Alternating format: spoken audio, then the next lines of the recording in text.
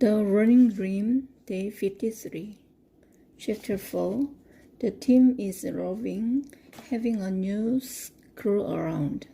They make a show of everything, especially crossing the finish line.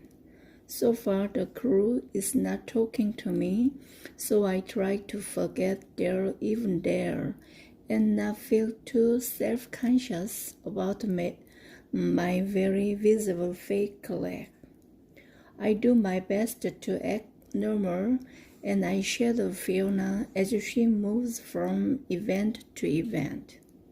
The only time I really forget about my leg is when Chandler comes in second in the 100-meter dash. I cheer my head off for that because she usually gets edged back to fourth, and the best she's placed all years third. Way to go, Chandler! I yell as she prances into the infield. She works her way over to me. That felt so good, she pants. Girl, I wish flying. Yes, you were.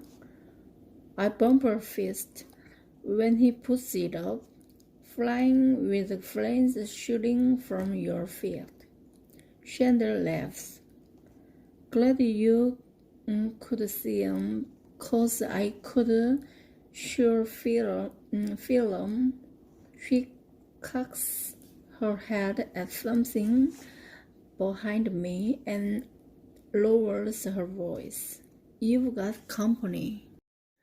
I turn around and see the news crew standing behind me. Jessica, the news lady, asks. Her blonde hair is tied down with a scarf. She's wearing a designer sweatsuit and the cute little pumas, nothing like what she wears when she's anchoring the news. I'm Marla Sumner. It's a pleasure to meet you. I shake her hand. She's smaller than she looks on TV, and even prettier.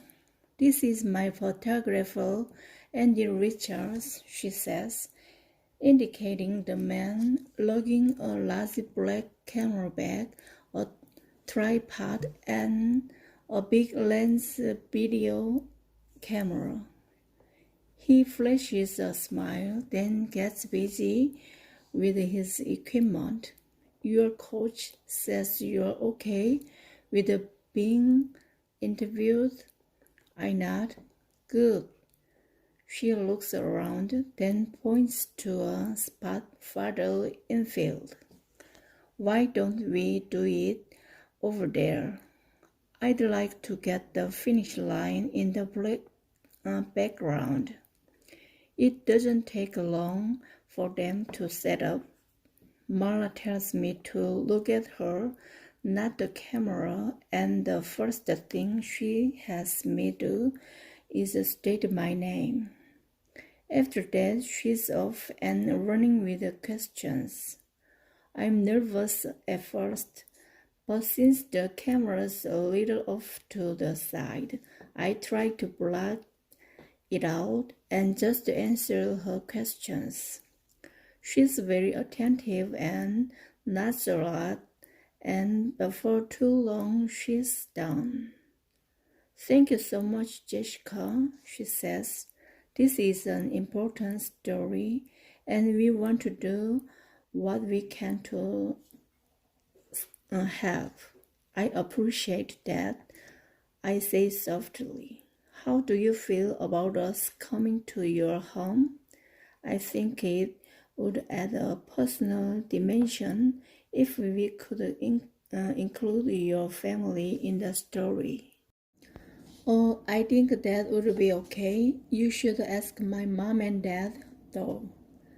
So I give her our phone number, thank her again, and set out to find Fiona because her heat of the 800 meter has just been called. I run into Gavin Vance instead. Hey, he says, I heard the good news. I looked down because holding his gaze is just unnerving. Nice little snowball you got rolling. I glanced up. Thanks. Hey, if it wasn't a worried story, they wouldn't be here. Thanks, I tell him again. Then smart moving across the infield. It's Fiona's race, right? He asks, following me. You heading up to Rigor Mortis band. I cock my head a little. Wow, you better watch out. People might start thinking you're part of the team. This seems to be to please him, and he falls into step beside me as I trek up to the 300-meter mark.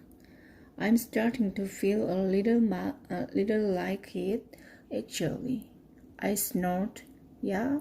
Well, you've got a lot of wind sprints to catch up on, buddy. He laughs, then says, but I did take your advice. About? Running for more than just the office. I keep moving. So you what? Went for a run? He nods. I've been a few times actually. He laughs again. The first one was torture. It's been a long time. We walk in silence for a few steps, and then he says, You're amazing.